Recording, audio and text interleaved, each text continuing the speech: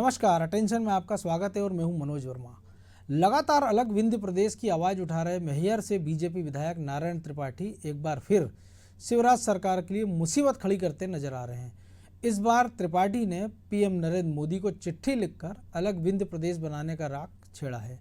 आपको बता दें कि मैहर विधायक त्रिपाठी बीते कई दिनों से अलग विंध्य प्रदेश की मांग उठा चुके हैं, आंदोलन भी कर चुके हैं और एक प्रेस कॉन्फ्रेंस के दौरान उन्होंने ये तक कहा कि वो अलग विंध्य प्रदेश के लिए अपना सर्वत्र न्यौछावर कर देंगे। इतना ही नहीं, बार बार पार्टी लाइन के खिलाफ जाकर अलग प्रदेश की मांग उठाने के कारण बीजेपी के प्रदेश अध्यक्ष वी.डी. शर्मा ने उन्हें तलब किया था, लेकिन इसके बाद भी त्रिपाठी के तेवर कम नहीं हुए। या यूँ कहें कि पार्टी नेतृत्व की समझाइश का उन पर कोई असर नहीं पड़ा। आज हम नारायण त्रिपाठी के विंध्य राग पर ही चर्चा करेंगे, लेकिन इसके पहले देखिए हमारी एक खास रिपोर्ट।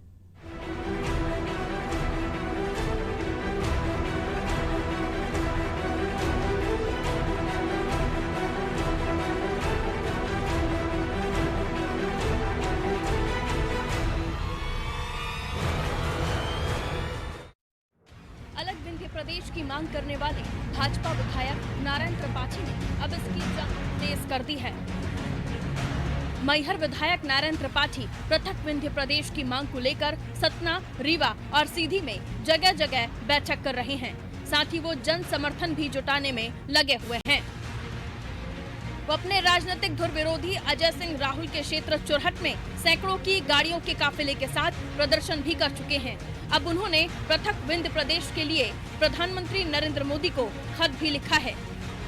पत्र में भाजपा विधायक ने छोटे राज्यों के गठन के फायदे बताए हैं और लिखा है कि छोटे राज्यों के निर्माण से विकास को स्वाभाविक गति मिलती है। दरअसल ज्योतिरादित्य सिंधिया के बीजेपी में आने के बाद से ही नारायण त्रिपाठी खुद को असुरक्षित महसूस कर रहे हैं, क्योंकि सिंधिया के साथ उनके धुर विरोधी श्रीकांत चतुर्वेदी भी बीजेपी में आ गए हैं, जो कभी कांग्रेस के नेता रहे हैं। साथ ही नारायण त्रिपाठी के बीजेपी सांसद गणेश सिंह से भी विवाद जग जाहिर है। वो पार्टी को भी बीच बीच में गच्चा देते रहे हैं। कुछ दिन पूर्व ही बीजेपी के प्रदेश अध्यक्ष वी.डी. शर्मा ने नारायण त्रिपाठी को तलब करके बात की थी और उनके बयानों व पृथक विंध्य प्रदेश की मांग को लेकर किए जा रहे कार्यक्रमों पर नाराजगी प्रकट की थी। लेकिन प्रदेश अध्यक्ष की समझाइश के बाद भी नारायण त्रिपाठी लगातार पृथक विंध्य प्रदेश को लेकर जन समर्थन जुटाने में लगे हैं। अब तो उन्होंने पीएम मोदी तक को खत लिख दिया है, जिस पर बीजेपी का कहना है कि भाजपा में विचार और संगठन से ऊपर कोई नहीं है। नारायण त्रिपाठी ने क्या पत्र लिखा है, उसका विश्लेषण किया जाएगा। देखो, भारतीय जनता पार्टी में सभी कार्यकर्ता होते हैं, चाहे वो विधायक हों, प्रदेश के पदाधिकारी हों, मुख्यमंत्री हों, प्रधानमंत्री हों। हर एक कार्यकर्ता की अपनी मर्यादाएं, अपनी सीमाएं उसकी जानकारी में रहती ही हैं। नारायण त्रिपाठी जी ने क्या पत्र लिखा है, क्यों लिखा है, उसका विश्लेषण होगा, उसकी चर्चा होगी, उनसे बात भी की जाएगी, उसके बाद ही आपको कुछ बता पाएंगे। विंध्य क्षेत्र के लोगों की नाराजगी भी इस बात को लेकर है कि हाल ही में हुए शिवराज मंत्रिमंडल विस्तार में विंध्य क्षेत्र के किसी भी विधायक को शामिल नहीं किया गया। यहाँ तक कि रीवा रियासत के युवा विधायक, जिन्होंने लगातार दूसरी बार भाजपा का कमल खिलाया है, उन्हें भी नहीं पूछा गया। जिस जिले की 8 की 8 सीटों पर भाजपा का कब्जा हो, उसे इस तरह से नकारें तो लोगों का गुस्सा लाजमी है। अब नारायण त्रिपाठी के विंध्य राग पर जरा कांग्रेस की प्रतिक्रिया भी सुन लीजिए। आप देखेंगे जिस समय नारायण त्रिपाठी को विंध्य प्रदेश की मांग के मामले में वी.डी. शर्मा जी ने बुलाया, तब अखबारों में सरगर्मी से खबर है कि वी.डी. शर्मा जी ने डांटा, फटकारा, तलब किया। लेकिन बाहर निकलते ही नारायण त्रिपाठी का बयान आया कि मुझे ना कोई डांट सकता है, ना डपट सकता है, ना बुला सकता है। मैं तो अपनी बात रखने गया था। उसी दिन समझ में आ गया था कि उनके तेवर बरकरार है और लगातार वो विंध्य प्रदेश की मांग कर रहे हैं। प्रधानमंत्री को उन्होंने चिट्ठी लिखी है।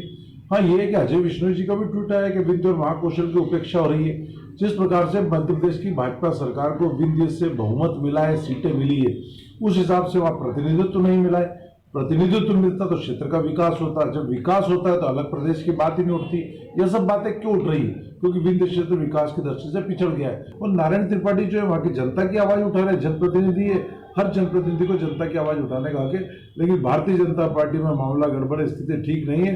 सीधे नारायण त्रिपाठी संगठन को, नेतृत्व को चुनौती दे रहे हैं। जाहिर है विंध्य राग का फायदा नारायण त्रिपाठी को मुफीद लग रहा है। हालांकि बीजेपी अपना स्टैंड पहले ही साफ कर चुकी है और कांग्रेस फूक फूक कर कदम रख रही है। ब्यूरो रिपोर्ट, अनादि टीवी।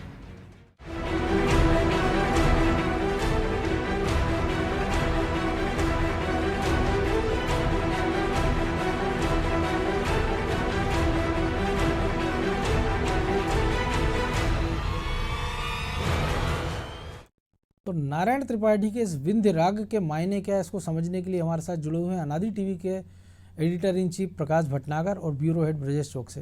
भटनागर जी, एक छोटे राज्यों के लिए सबसे ज़्यादा दलील ये दी जाती है कि छोटे जब राज्य होते हैं तो उनका विकास बड़ी तेज़ी से होता है, उनकी जो अपेक्षा होती है वो दूर हो जाती है। कालांतर में कई सारे उदाहरण भी हमने, अगर बात करें कि मध्य प्रदेश से अलग हुआ छत्तीसगढ़ की बात करें, उत्तर प्रदेश से अलग हुए उत्तराखंड की बात करें, या बिहार से अलग हुए झारखंड की बात करें, और हाल ही में हमने देखा कि तेलंगाना जब अलग हुआ, तो इन सबको देख के नहीं लगता है आपको कि छोटे राज्यों की जो मांग है, जिन मुद्दों को लेकर वो की जाती है, लेकिन जब वो वहाँ सरकारें बनती तो इतनी छोटी संख्या हो जाती है उस राज्य की कि एक तो दल बदल या कहें कि खरीद फरोख्त का एक जो लंबा एक सिलसिला वहाँ चलने लगता है, जिसके कारण विकास कहीं पीछे छूट जाता है। और सारी पॉलिटिकल पार्टियों का उद्देश्य यही होता है कि जैसे तैसे सरकार बनाने की कोशिश करें। अगर हम उत्तराखंड को छोड़ दें तो बाकी हमने झारखंड में वही स्थिति देखी है, छत्तीसगढ़ में हमने देखा कि पहले कांग्रेस सरकार रही, बीजेपी सरकार रही, लेकिन फिर भ्रष्टाचार के ऐसे तमाम आरोप लगते रहे। और अब ऐसे में नए राज्यों के गठन की जो बात नारायण त्रिपाठी कर रहे हैं पृथक विंध्य की, उसके पहले बघेलखंड की बात उठ चुकी है, उसके पहले बुंदेलखंड की बात उठ चुकी है। बुंदेलखंड को उमा भारती जो कि उस क्षेत्र से बड़ी नेता वो नकार चुकी है। इसके पहले हमने देखा कि महाकौशल की बात भी होती रही है, मालवा को भी अलग अलग करने की बात होती रही है। तो अगर जिस प्रकार से देश भर में बाकी जगह से इस प्रकार की मांगें उठ रही, तो आपको नहीं लगता कि अगर ये सारी मांगें पूरी कर दी तो जो पूरा देश है, जो पहले आज़ादी के पहले हमने देखा था कि 552 रियासतें थी, उस स्थिति में पहुंच जाएगा, फिर विकास कहीं पीछे छूट जाएगा? देखिए मनोज, ये जो अलग राज्यों की मांग है मुझे लगता है कि व्यवहारिक नहीं है। हाँ, खास करके तब निश्चित तौर पे प्रशासनिक व्यवस्था के लिए राज्यों का विभाजन किया गया था। खास करके मध्य प्रदेश बहुत बड़ा राज्य था। बिल्कुल, मध्य प्रदेश को कई सारे राज्यों को जोड़ के एक मध्य प्रदेश बनाया गया था जब राज्यों का पुनर्गठन हुआ था आज़ादी के बाद। तो उसके बाद जो मध्य प्रदेश बना था तो उसमें विंध्य भी था, छोटे छोटे जो थे मध्य भारत, विंध्य, महाकौशल, ये सारे हिस्से मिला के मध्य प्रदेश का गठन किया गया था। उसमें महाराष्ट्र का बड़ा हिस्सा, विदर्भ का जो है इसमें शामिल हुआ था, छत्तीसगढ़ था, राजस्थान का कुछ हिस्सा, बिल्कुल राजस्थान सिरोंज और उसके आसपास, तो वो हिस्से सब मिला के मध्य प्रदेश का गठन हुआ। तो मध्य प्रदेश एक बहुत बड़ा राज्य था। बिल्कुल स्वाभाविक तौर पे प्रशासनिक कठिनाइयाँ थी और उसके कारण छत्तीसगढ़ के साथ छत्तीसगढ़ का गठन हुआ। उसी समय छत्तीसगढ़ के साथ में झारखंड का भी हुआ और उत्तराखंड का भी हुआ। तो ये चूंकि राज्यों की सीमाएं ऐसी थी और प्रशासनिक व्यवस्था दुरुस्त करने के लिए, वहाँ के राजनीतिक नेतृत्व के लिए राज्यों को अटल बिहारी वाजपेयी की सरकार ने उस समय ये 3 राज्यों का गठन किया था। और वो व्यवहारिक था कि अगर बस्तर से अगर आप वो मुरैना व्यवहारिक की था। ड्यूरी देखेंगे तो लेकिन बाल शायद भाषा, नेताओं की राजनीतिक महत्वाकांक्षा के लिए राज्यों का विभाजन नहीं हो सकता। बिल्कुल खास करके तब जब अब श्रीनिवास तिवारी ने, मैं एक बार बात की थी, श्रीनिवास तिवारी वहाँ के बड़े कद्दावर नेता थे। लेकिन आप इस बात पे गौर करेंगे कि अब नारायण त्रिपाठी अगर ये मांग उठा रहे हैं और वो चाहे प्रधानमंत्री को चिट्ठी लिखें, तो असल में इसका असर कितना होगा? बिल्कुल नारायण त्रिपाठी का राजनीतिक वजूद क्या है, नारायण त्रिपाठी की राजनीतिक पहचान क्या है और कहाँ तक है, और राजनीतिक निष्ठा, और राजनीतिक निष्ठा हमने देखी है उनकी कि वो कई समाजवादी पार्टी से भी रह ली है, कांग्रेस से भी ले ली है और अब भारतीय जनता पार्टी में है। तो इससे आप अंदाज लगा सकते हैं कि मैहर में उनकी राजनीतिक पकड़ बहुत मजबूत है। वो लगातार चुनाव जीत रहे हैं, तो अपन मान सकते हैं कि वहाँ पर उनका असर है। लेकिन उनका पूरे विंध्य के अंदर उन्हें कोई अपना नेता मानेगा, चाहे वो कांग्रेस के लोग हो, चाहे भारतीय जनता पार्टी के लोग हो। दूसरी बात, कांग्रेस या बीजेपी के जो प्रमुख लोग हैं उनमें से कौन पृथक विंध्य की बात कर रहा है? क्या अजय सिंह बात कर रहे हैं? क्या राजेंद्र शुक्ला बात कर रहे हैं? बिल्कुल। तो सबसे बड़ी महत्वपूर्ण बात यह है कि नारायण त्रिपाठी की आवाज़ का वो असर नहीं है। वो चाहे चर्चा में बने रहने के लिए कभी ये मांग उठाएं, कभी चिट्ठी लिखें, लेकिन इसका होना जाना कुछ नहीं है। जी,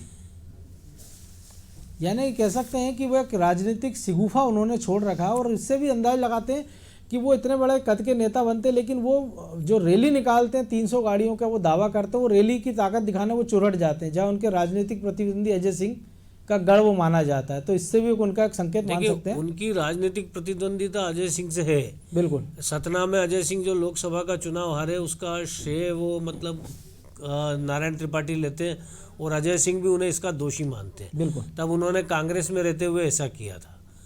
तो मुझे लगता है कि नारायण त्रिपाठी चूँकि वहाँ पर ब्राह्मणवाद, ठाकुरवाद काफ़ी प्रभावी है, तो उसमें नारायण त्रिपाठी चूंकि जातिगत समीकरण में फिट बैठते जातिगत हैं। समीकरण है, दूसरी बात है कि वो साधन समृद्ध है, ये भी एक बात है। बिल्कुल लेकिन उनका राजनीतिक प्रभुत्व इतना दमदार नहीं है बिल्कुल कि विंध्य को अगर पर्याप्त प्रतिनिधित्व नहीं मिला, वहाँ से 3 मंत्री बनाए गए, एक सतना से है, एक शहडोल से है, बिल्कुल एक शहडोल जिले से ही जो बंटवारा हुआ उमरिया वगैरह से, वहाँ से हैं, 3 लोग मंत्री बने। लेकिन ये मीना रीवा सिंह, से कोई ना रामखेलावन बना, पटेल, बिसाऊलाल, हाँ रीवा से अगर कोई ना बना, सीधी सिंगरौली से कोई नहीं बना, तो इसका मतलब ये नहीं है कि विंध्य का प्रतिनिधित्व नहीं हुआ। अब सरकार की जो राजनीतिक मजबूरियां जिस तरह से सरकार बनी है उस हिसाब से है। लेकिन नारायण त्रिपाठी जो भी प्रयास करेंगे, मुझे लगता नहीं कि वो किसी सिरे चढ़ पाएगा। बिल्कुल। हमारे साथ जयराम शुक्ला जी जुड़े हुए हैं, वरिष्ठ पत्रकार है, विंध्य के घटनाक्रमों पर पैनी नजर रहती है उनकी। शुक्ला जी, बहुत स्वागत है आपका नादी टीवी पर। जी जी नमस्कार। शुक्ला जी, जिस प्रकार से अचानक से नारायण त्रिपाठी पृथक विंध्य की मांग को लेकर सक्रिय हैं, तो कुछ राजनीतिक निहितार्थ माने उसमें निहितार्थ छुपे हैं और कांग्रेस उसमें कोई समर्थन नहीं कर रही है फिलहाल। देखिए क्या है ना कि नारायण जी जुझारू और तेज तर्रार नेता हैं जी लेकिन मुश्किल ये है कि वो अपनी विश्वसनीयता खो चुके हैं। बिल्कुल, बड़ा सवाल यही है। समाजवादी पार्टी से विधायक बने, फिर कांग्रेस में आए और फिर कांग्रेस को अचानक बंदर की तरह समरसाल्ट मारते हुए बीजेपी में आए, फिर बीजेपी में रहे, फिर कमलनाथ की सरकार में कभी कांग्रेस के लिए वोट करते रहे, तो फिर कूद के बीजेपी आ जाते रहे। तो मतलब कुल मिला के उनकी कोई निश्चितता रही नहीं है। जी चर्चाओं में रहना वो जानते हैं और मैहर में जो भी आंदोलन श्रमिकों के होते रहे हैं तब भी वो चर्चित रहते रहे। ये दरअसल क्या है कि सतही तौर पर विंध्य का मुद्दा उठाना मुझे नहीं लगता है कि इसका कोई फलित निकलेगा। इसके लिए बड़े गंभीर विचार की जरूरत है और वो गंभीर विचार करने वाले जो श्रीनिवास तिवारी, जगदीश जोशी, जमुना शास्त्री, चंद्र प्रताप वगैरह, कृपाल सिंह वगैरह तो अब रहे नहीं। जी तो अब नई पीढ़ी के लोग जो विंध्य विंध्य विंध्य विंध्य विंध्य चिल्लाते हैं, इनको मालूम ही नहीं कि विंध्य प्रदेश का क्या मेटामॉर्फोसिस था। बिल्कुल, इनको मालूम ही नहीं है कि विंध्य का मतलब दतिया भी है, विंध्य का मतलब ओरछा भी है। अब विंध्य का मतलब हमारी मीडिया भी और आमतौर पे जो पॉलिटिक्स में बात करने वाले लोग हैं वो भी रीवा, सीधी, सतना, शहडोल को विंध्य मानते हैं। विंध्य इतना ही नहीं है। जी ये विंध्य एक नाम पड़ा इसलिए कि एक विंध्य की पर्वतमाला सबसे ज्यादा इस क्षेत्र को घेर के रखती है और विंध्य एक श्रेष्ठ पर्वत श्रृंखला के रूप में विंध्य, हिमाचल, यमुना, गंगा बड़ा मतलब हमारे पुरखों की तरह जैसे हिमालय को लेके गर्व है वैसे विंध्य को लेके गर्व है। तो इस नाम से ये विंध्य प्रदेश पड़ा। लेकिन मुश्किल ये है कि मालूम ही नहीं है कि विंध्य प्रदेश कहाँ से कहाँ तक था, उसका हिस्टोरिकल बैकग्राउंड क्या है। देखिए क्या है कि कोई भी राज्य, कोई भी प्रदेश की का अपने एकात्मता के सूत्र होते हैं। जैसे छत्तीसगढ़ बना, छत्तीसगढ़ सांस्कृतिक रूप से एक था। छत्तीसगढ़ पॉलिटिकल आंदोलन की वजह से नहीं बना, सांस्कृतिक आंदोलन की वजह से बना। बोली भाषा के प्रति उन लोग का कमिटमेंट, अपनी संस्कृति के प्रति उनका कमिटमेंट, अपने पुरखों के प्रति उनका कमिटमेंट, रीत रिवाज, लोक परंपरा के रूप में उनका जो कमिटमेंट था। तो मध्य प्रदेश में रहते हुए भी छत्तीसगढ़ एक अलग आइडेंटिटी हमेशा से रहा है ना। ये स्थिति तो बुंदेलखंड, बघेलखंड, मालवा को लेकर भी रही है। नहीं, तो वही मैं कह रहा हूँ ना, उसी तरीके से ये विंध्य प्रदेश की एक अलग पॉलिटिकल आइडेंटिटी रही है। अब ये पॉलिटिकल आइडेंटिटी को साजिशन अलग कर दिया, मैंने बुंदेलखंड और बघेलखंड में एक विभेद कर दिया। ये तो बहुत पहले की पॉलिटिक्स रही। लेकिन अभी भी जो जैसे पहले रीवा संभाग था तो रीवा संभाग में टीकमगढ़ भी था, छतरपुर पन्ना भी था और ये सब मिला के रीवा संभाग होते थे। रीवा संभाग सिंह को काट दिया।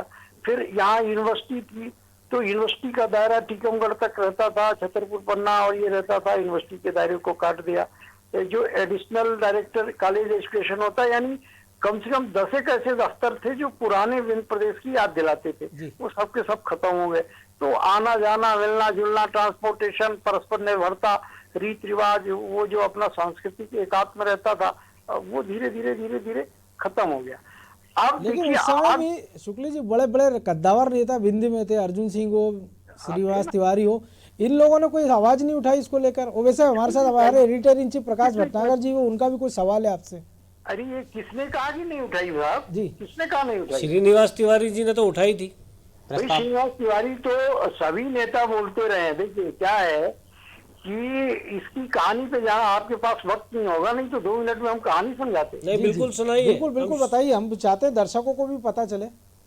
देखिए क्या है कि विंध्य प्रदेश 1948 में बना जी।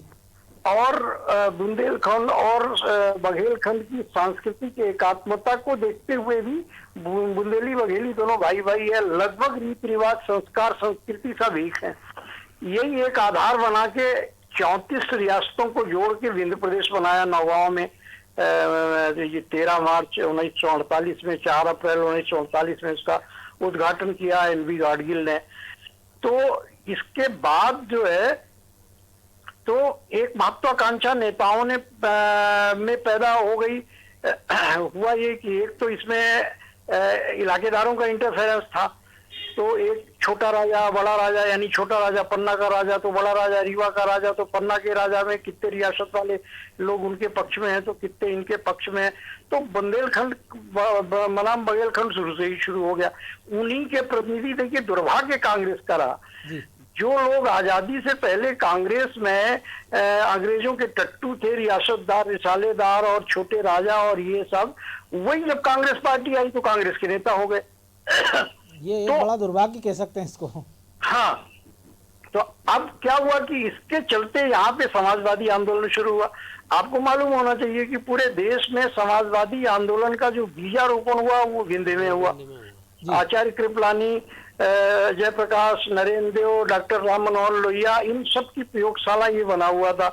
रीवा का राजनीतिक महत्व उस समय मतलब दिल्ली के बाद यदि छोटे मोटे एक आध 2 सेंटर रहे होंगे, पटना, लखनऊ आप कह सकते हो या मद्रास कह सकते हो, उसी तरीके से रीवा था जहाँ BBC का स्ट्रिंगर बैठता था, जहाँ राइटर का स्ट्रिंगर बैठता था। क्यों? क्योंकि यहाँ पे लोहिया आते थे, यहाँ पे जयप्रकाश कृपलानी आते थे, आचार्य जी आते थे, ये सब नेहरू के समकालीन थे। तो यहाँ उनकी बोली हुई हर बात दुनिया में खबर बनती थी।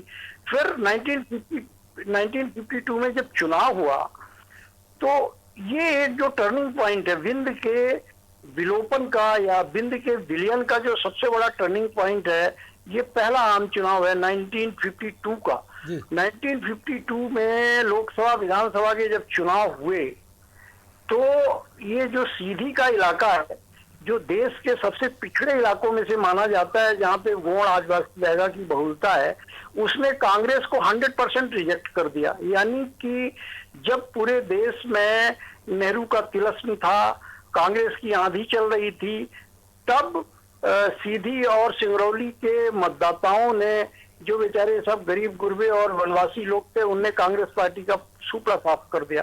सब समाजवादी पार्टी के नए नए लड़के चुनाव जीत गए वहां से। चंद प्रताप वहां के सबसे बड़े नेता होकर श्याम कार्तिक थे वहां के नेता। तो सीधी ने उनको रिजेक्ट कर दिया। लोकसभा की डुअल कॉन्स्टिट्यूंसी थी, उसमें भी कांग्रेस पार्टी नहीं जीती।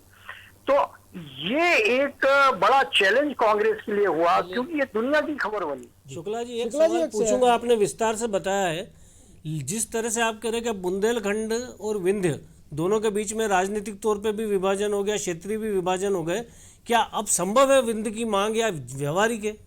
बिल्कुल बिल्कुल बिल्कुल संभव है, इसलिए कि विंध्य प्रदेश की जो तपिश है वो बुंदेलखंड में भी है। मैं आपको बता दूं कि 10 मार्च 2000 में विंध्य प्रदेश में संकल्प आया, विंध्य प्रदेश का विधानसभा में अशासकीय संकल्प आया।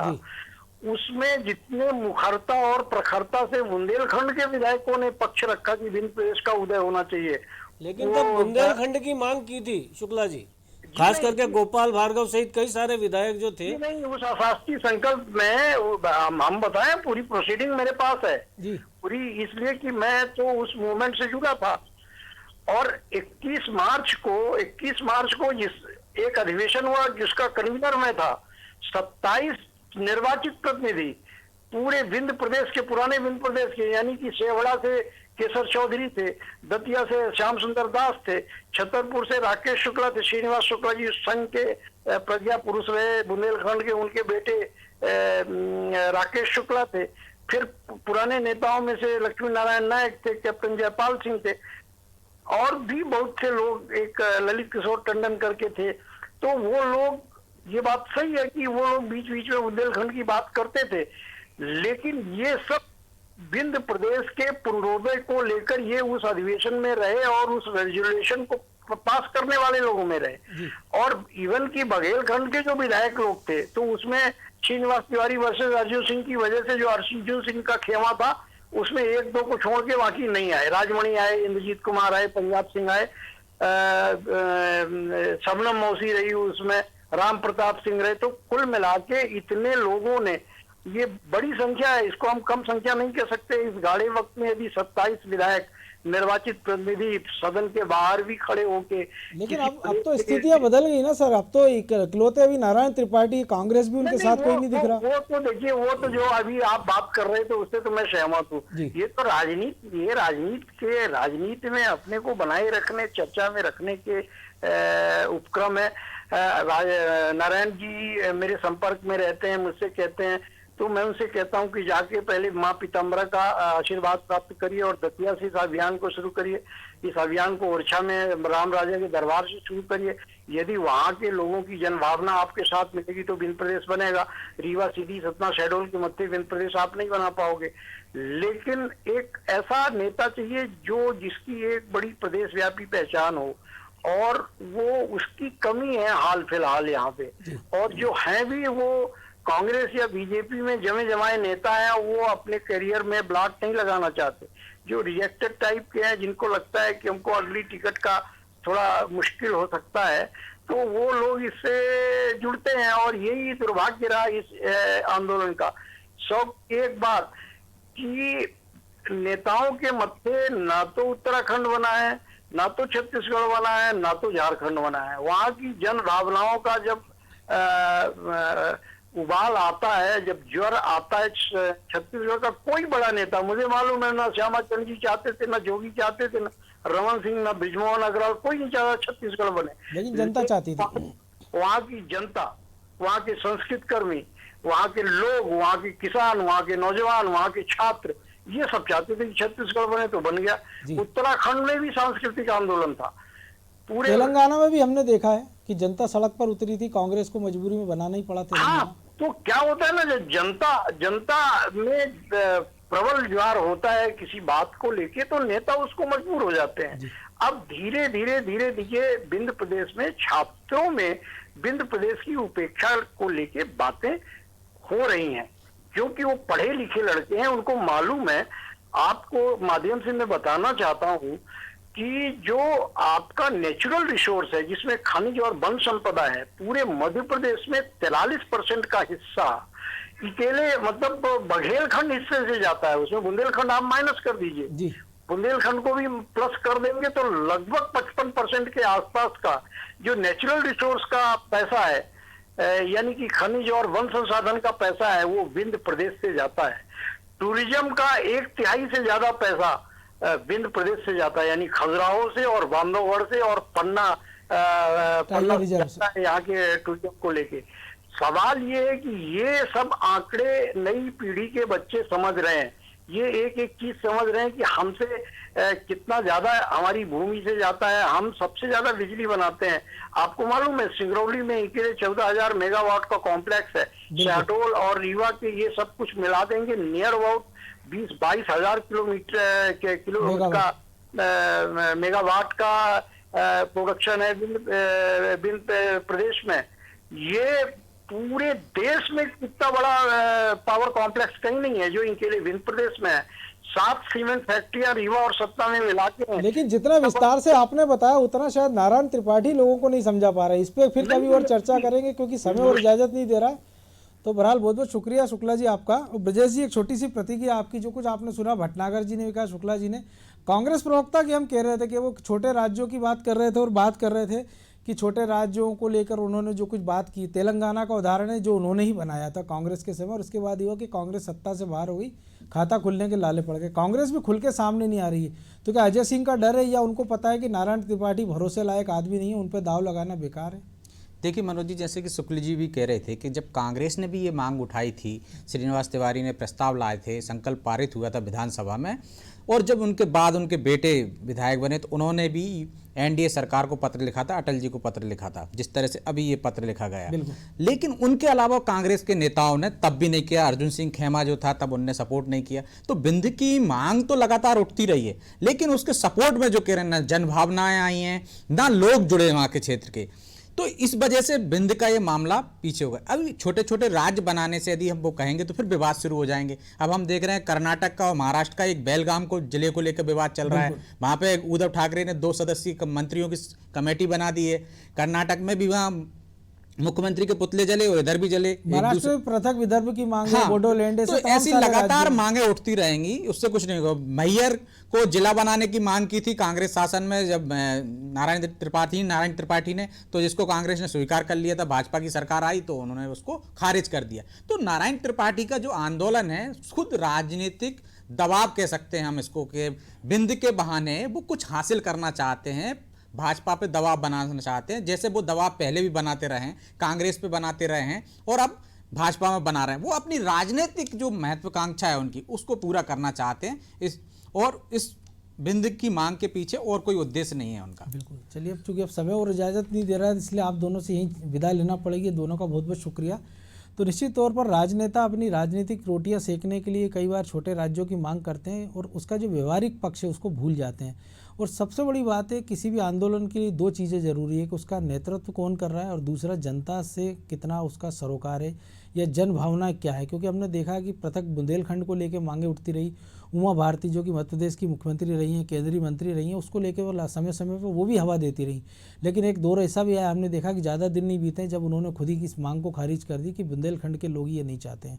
छोटे राज्यों के नाम पर हमने देखा कि जो कुछ उत्तराखंड में हमने देखा जो तबाही हुई है, उसके पहले केदारनाथ में 7 साल पहले जो कुछ हुआ या जो दशकों से वहाँ होता आ रहा, उसमें कोई परिवर्तन होता नहीं दिखा। रोजगार के वादे की बात की जाती है, लेकिन सबको ये पता है कि पहाड़ का आदमी पहाड़ के काम नहीं आ पाता है, जिसे कई बार कहा जाता है। इसी प्रकार से इस बिंद की बांध की बात करें हम, तो उन जो नेता इससे जुड़े हैं या जिसको लेके जो आंदोलन कर रहे हैं, एक तो उनकी राजनीतिक विश्वसनीयता खुद कटघरे के अंदर है, दूसरा उनका नेतृत्व कितना प्रभावी ये देखना होगा, और तीसरा उनको ये पता होना चाहिए कि बिंद कहाँ तक है, उसकी मांगे क्या है, उसमें संसाधन क्या क्या है और उसकी भविष्य में उसकी रूपरेखा क्या होगी। इन सारे मुद्दों पर गौर किए बिना अगर आप किसी भी पृथक राज्य की मांग करेंगे तो निश्चित तौर पर एक राज्य का आप नुकसान करेंगे, क्योंकि इसको आप जब राजनीतिक मांगे मानकर इसको खारिज कर दिया जाता है तब इसका खामियाजा उस क्षेत्र की जनता को उठाना पड़ता है। अटेंशन में आज इतना ही, मुझे दीजिए इजाज़त और आप देखते रहिए अनादि टीवी। नमस्कार।